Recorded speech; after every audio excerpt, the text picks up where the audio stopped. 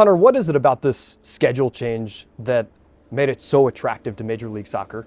I think it's just being aligned with the rest of the world.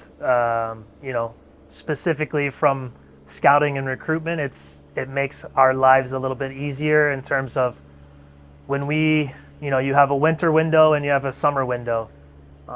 Previously, how our league has operated in the past, our winter window is our biggest window. That's our off season.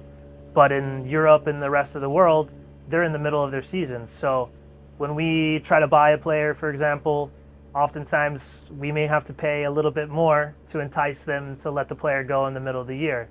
Vice versa, when teams are in their summer window and it's their off season, and we're in the middle of our season, and our teams come for Brandon Vasquez or Brenner, we always have to weigh the pros and cons of, obviously making money and selling a player, but how does that sporting wise affect the team and the Having to product do on the that field? in the middle of a season. Exactly. So sometimes you may, and we did that with Brandon in particular, where we passed on some opportunities in the summer, but fortunately for him and for us, they were still there in the winter. FC Cincinnati's vote toward this went in favor, in support of the schedule change. Right. What is it about FC Cincinnati specifically that made this club so unified in supporting the schedule flip? Well, again, I just think we want to be aligned with the rest of the world in terms of soccer, and certainly on the sporting side, and from making our team better and selling players, recruiting players, it helps a lot of those goals for the reasons I just mentioned. So I think, again, there's always going to be, with such a big change, there's going to be some things that have to change in terms of infrastructure, in terms of how we approach, games in certain months. But a lot of that doesn't change as much as maybe people think, because again, right now we're playing hopefully into December, right? And with the new schedule change, we would play pretty much similar right up in the beginning of December, and then we take a break, and then we would start middle of February. And right now, in the past few years, that's when the season has started. So it's not like fans are going to have to embrace a game, on New Year's Eve at TQL. So a lot of the games will still align with similar timeline. But obviously, I think the playoffs in particular, in the kind of that spring window, will present new opportunities where we're not dealing with FIFA call-ups, international window like we are now, and we're not dealing with college football and NFL. Was there something that pushed the league and the leadership within the league to make this happen now? Well, I think again, it's nobody likes the idea that we're about to play our biggest game of our year, and we're going to get players back from playing 2 games internationally, and they have 2-3 days to prepare. Like, it's the same for all the teams, but nobody likes that. And again, if we move into the new calendar and now we're playing these games in May, there is no international windows then. So we don't have to worry about losing our players in the middle of ultimately the biggest games of the year. What would you say to the crowd that's concerned about a slight increase in cold weather games, not just here, but in specifically the very cold weather locations like Toronto, Montreal, Minnesota? Yeah, I think, again, they're going to be surprised that there's not going to be as many of those as they think. I think it's something that's been discussed within the league of how we, in those months that can be challenging here and further north, where maybe we're not playing home games and those games are being played further south. Conversely, when you have to play games in Miami in July and August, those aren't very fun either, right? So now maybe you get less of those and you're playing more games in Cincinnati, for example.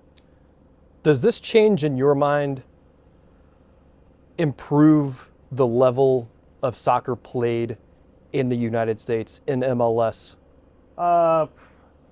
Level, I don't know. Ultimately, the future will determine that. But I think what it does is it grabs the world's attention, and it grabs, the bigger European teams, but also European players that now say, okay, I don't have to go to MLS and understand what does my winter look like when it's the off season. That's something they've never experienced. So now when they come here, the calendar is the same as what they've been used to their entire life. So I think it's another little tip of the cap in our favor to recruit these European players. For players who make a transfer, who go from a league in Europe to Major League Soccer or vice versa, Right. what is the most challenging thing about the differences in the schedule as it exists right now? Well, I think the schedule the way it is now is it's probably mostly the games in the summer in the U.S. and the climate changes that those European players have probably most of them haven't played in. You know, you bring a guy from Germany, for example. Has he ever been in Houston and 90 degrees and 90% humidity? Probably not. Has he ever been in Denver, Colorado with elevation? And maybe he's in both of those places in the same week. So, you know, again, the different climates that we play in is probably the biggest obstacle for any player coming into our league, whether that's South American or European. You just don't get these changes of climates with altitude, heat, humidity anywhere else in the world. There will be people who say, we don't need to just try to be like Europe. In what way does this make Major League Soccer within itself better? Well, I think the league's goal has always been to compete at the global level, and by that I mean, you know, we always reference like the top 5 leagues, which are all European, and that's no, you know, discredit to the South America. There's some huge leagues in South America too, but being able to put us on the same pedestal as those leagues and competing in the same amount of time in the same windows, it's going to allow us to not only be more aggressive in bringing players into the league, but also for our owners to you know, sell players as well and move some young players that we've had that also have ambitions to play in Europe. But again, without doing it in the middle of our season. When you look at the abbreviated sprint season, the 14-game regular season schedule, when you look at that, Yeah, how do you see that playing out? it'll be interesting. You know, we talk about games of consequence in MLS and how many games of consequence are there. And I think in that sprint season, the first game is going to be a game of consequence because, you know, there's several examples in this league's history where teams didn't get off to a great start. They kind of, maybe they had a good recruitment window in the summer, and all of a sudden from summer getting into playoffs, they're the hot team, and then all of a sudden they make a run into MLS Cup and maybe they win. But the first half of the season, they were one of the more poor teams. In a sprint season, you don't have that leniency. You know, you have to hit the ground running. You have to start winning games. You have to start accumulating points. So I think that'll make it probably a European feel in terms of like every game matters, but at the very early stage. How do you think the soccer world will view this change in Major League Soccer? I think the soccer world will say, yeah, this is a no-brainer. Why are they just not doing it?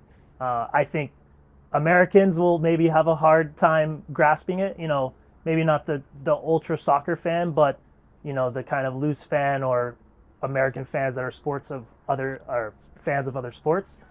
But anywhere else in the world where soccer is number one, everyone's going to say it's about time that the league did this, and they're probably going to see us as an even more serious competitor moving forward. So, and you bring up a good point. To the average American sports fan who may not have an interest in soccer and who may not understand transfer windows and how all those things work, how do you explain to that person, this is better for FC Cincinnati, this is better for soccer in America? Well, it's probably best to explain that based on what's their favorite sport. So, you know, if it was a baseball fan, I would say, well, imagine you're playing games in January and February. Like, that wouldn't make sense, right? So if it's a football fan, imagine that you played from spring through summer. It's probably also not conducive to what those players need to do and perform at optimal levels. So that's how I would compare it. But again, I think overall fans are going to realize that it's a good thing. And I think as more details come out in terms of exactly how the season will work, speaking to this small break in the winter, harsh winter months, and they look at it, and I think it's almost 90% of the games are played in the same window that we currently play in. And some of those games that are going to get eliminated are in the really tough, grueling summer months, I think everyone will say, okay, this is something that obviously has been discussed at length. It's been thought through, and it's not to say it's going to have some challenges.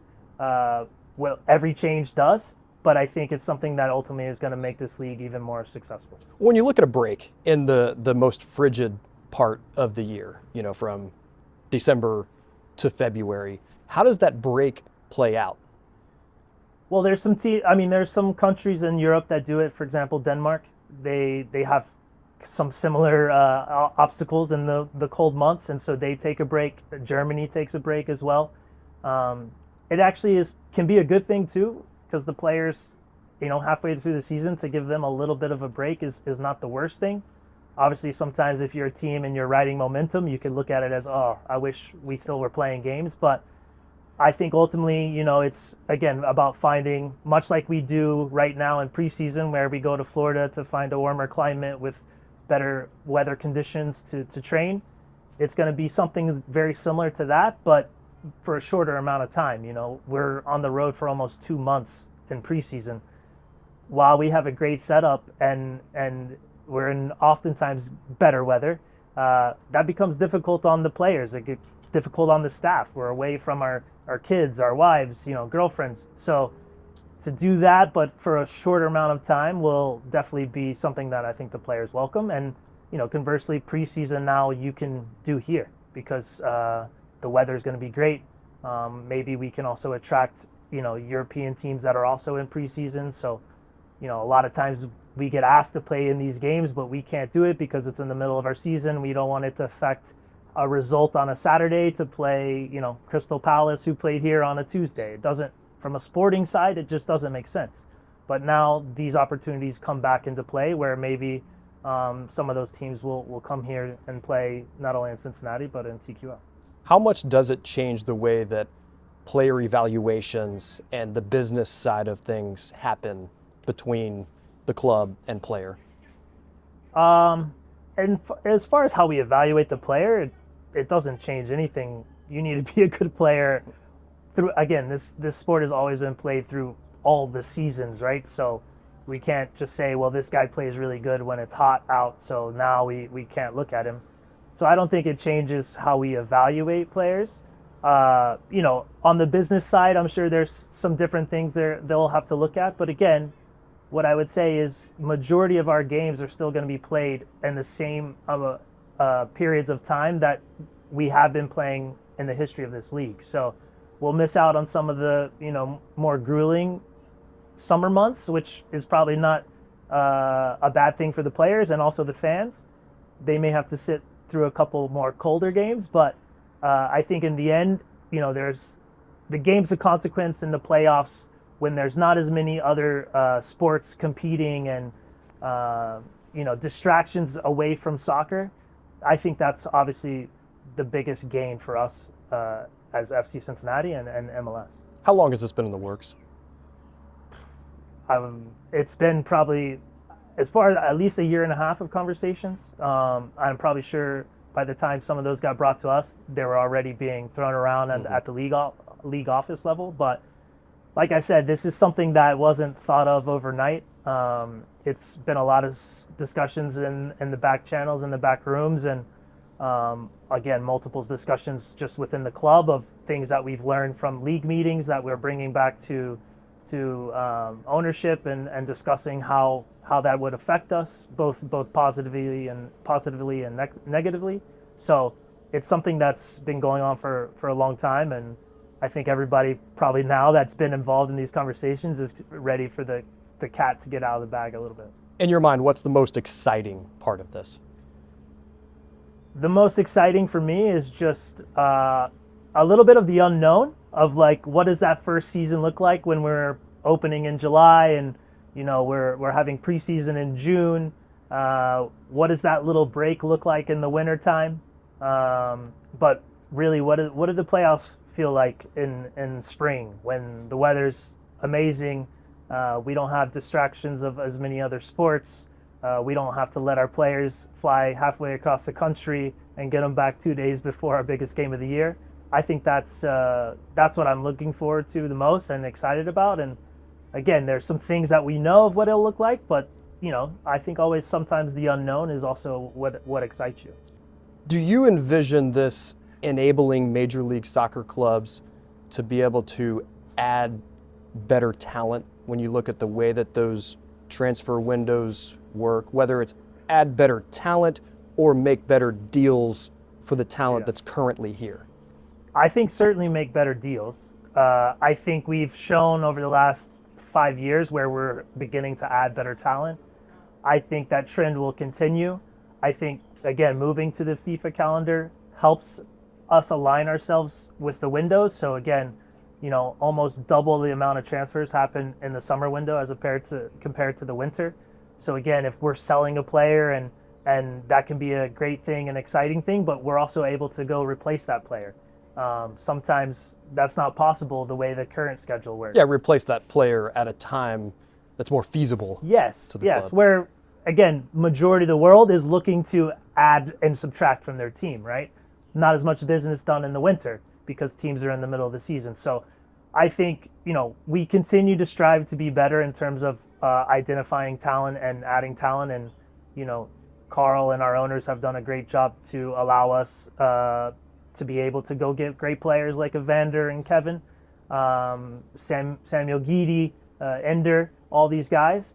And that'll continue, I think. But certainly being able to compete in the same windows of time of all the rest of the world will only help us make better deals, I think. The way the schedule is currently constructed and the way it has been constructed, how challenging is it to get those deals worked out in the summer window when you're actively in the middle of a season? Yeah, it's difficult. I think our summer window this year was probably the best one we've had since I've been here. Obviously, those players contributing right away have been huge, and sometimes, especially when we add young players like Sammy and Ender, that doesn't always happen. These players need time to adapt, but they've certainly come in and hit the ground running and added something to our team that we haven't. But yeah, in the summer window, it becomes difficult. Again, you're trying to attract players. Their seasons are over, so it's easier to get their attention, if you will, because they're not in the middle of their season. But then they're coming in and they're having to jump, head first into, okay, here's where we are in the standings. This year there was only 10 games left, so it really becomes a sprint at the end, and trying to get them to understand what is a game against Columbus going to look like. They haven't experienced that. What is a game against Charlotte at home? All these things that you're trying to bring them up to speed on so many things, both on, off the field, in such a short amount of time in hopes of getting contributions out of them. But it's a credit to not only the coaches, the technical staff, but also, our player welfare who help these guys, get set up with what I would call life off the field, a bank account, how do I get a phone, my car, apartment, where am I living? These are all things that these guys have to go through at the same time of they're playing 3 games in the week, And sometimes a high leverage game. Exactly. So, those are things that don't get talked about as much, but it certainly becomes difficult when you're doing that in the middle of the season. If you can do that at the beginning, there's a little bit less distraction. There's a little bit more time for these players to sort their lives out. And at the end of the day, these guys, we all see them as players and heroes and idols, but they're also human beings, right? And we want to make sure that we honor and respect the human being side just as much as we do the player. In your mind, does this make Major League Soccer an even bigger player on the world soccer stage? Yeah, I think it's where we need to get to. It's another step in the right direction to get to compete with these big 5 leagues. And, we've started to compete with a lot of them in terms of financially and what we can spend on players, what we can pay players. But I think just from a sporting perspective and on the field, this is something that is a big step in getting us even closer. Hunter, thank you, man. All right, thank you.